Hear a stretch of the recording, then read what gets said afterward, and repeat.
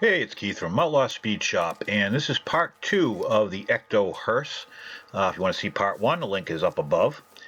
So, if you recall and you watched the last episode, or part 1, I pretty much am taking an Ecto Ghostbusters ambulance and turning it into a hearse. I've pretty much got the stance right. I've pretty much got a good idea where I'm going with it. So I'm going to break into my newly acquired EPO putty, which I see everybody using, or at least everybody overseas using.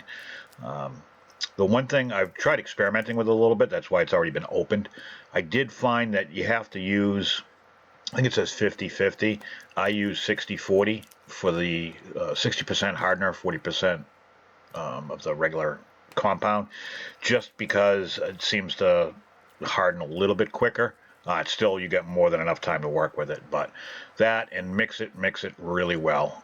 For those of you who ask, I did get it on Amazon, and it took like 3 weeks to get it. I don't know where it comes from. Apparently the moon, because it took a while to get here. But it should last a long time. Just make sure you seal it really good. So I'm just kind of playing with it. I'm also kneading this as well.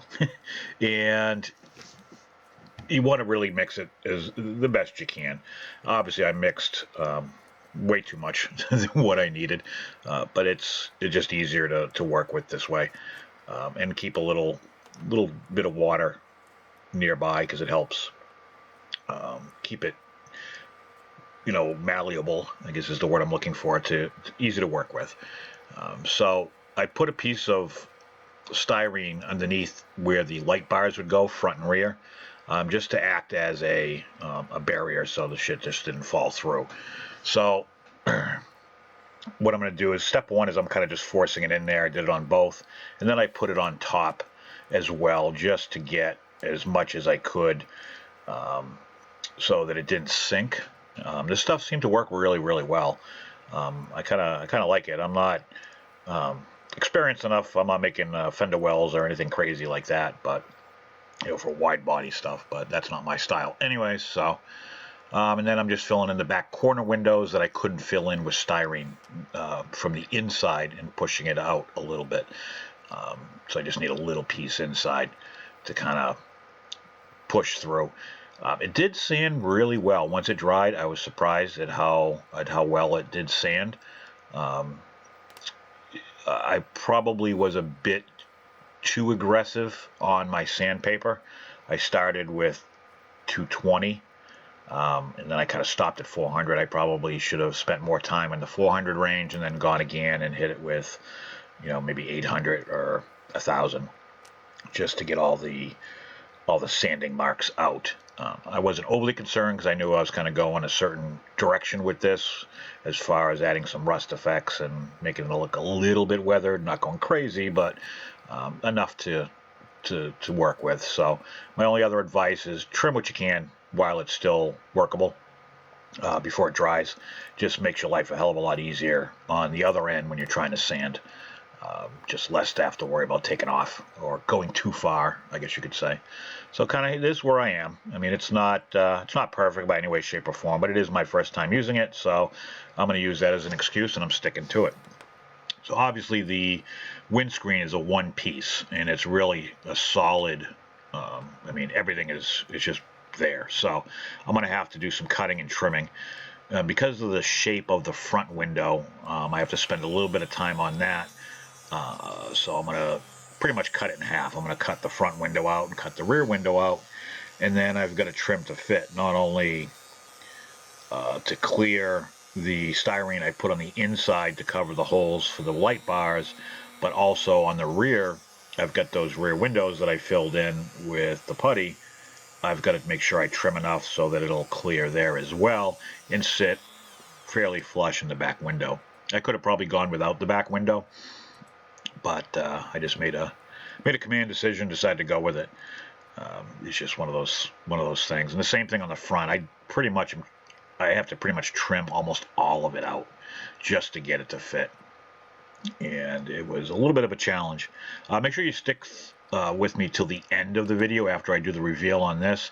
I'm going to be I got a few clips of the Z28 I'm working on, and that's coming out pretty good, and that'll be one of the next videos, aside from the Four Horsemen one that's coming up on Wednesday, or at least at the last day of this month of March 2021, and that is an El Camino, and the theme is shiny paint. Which I kind of struggled with. I didn't really do much with it because, I mean, the thing had shiny paint to begin with. It was really kind of hard to do much with it, and I am guilty of absorbing all my time into this hearse. So I just kind of painted it. But I did it with the way I do things, so it came out really good. But anyways, I digress. This is a video about this hearse. I kind of got my inspiration from, there's a company called Dead Sled, and they're on Facebook and they're on Instagram, and I follow them, they follow me. They always post a bunch of hearse and everything else. And then there's another Instagram guy, Go-Kart Mozart, I believe is the handle on Instagram. Handle, like he's got a CB, but I'm showing my age. But anyways, I get my inspiration from them on this build. So I primed it after I sanded everything down. There's a little heavier sanding marks than I want, and even this glazing putty I probably could have put on 2 or 3 times. I only put it on once. This is standard automotive glazing putty, nothing fantabulous. It's just stuff you can get at AutoZone or Pep Boys, O'Reilly's, that type of thing. And I'm just going to put it on, and then I'll sand it back down, and the primer helps me see it, and then I'm pretty much stripping most of that primer off by the time I'm done sanding anyways.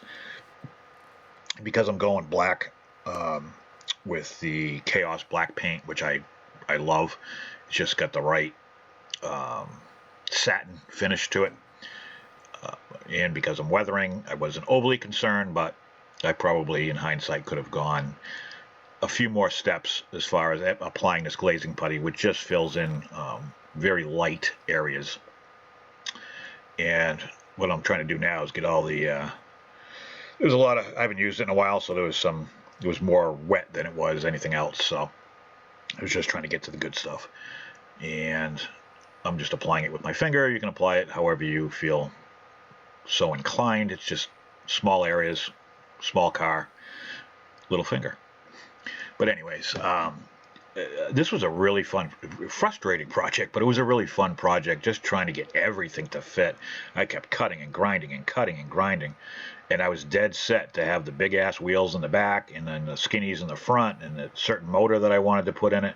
And I wasn't gonna, I had this vision, and I wasn't gonna change or compromise. So because of that, and because of my stubbornness, I just stuck with it. And it was a struggle, but in the end it was worth it. But it did take a lot more time than I thought it would. So here is everything painted black. You can see the styrene chassis I made. I painted the chrome front and rear with this Tester's chrome because I didn't want a chromey, like super shiny finish. I just wanted like an aluminum finish. So this stuff works awesome for that. I also did the motor. But there's the Chaos black. You can see it's got that nice satin finish to it. And there's the motor that I was destined to cram into this thing, and all the little pieces, parts. But again, remember to stick through. I got the Z28 on the other end. I got some good pictures and two videos of this for the glamour shot / reveal. And take a look. If you like what you see, make sure you subscribe and don't forget to ring the bell.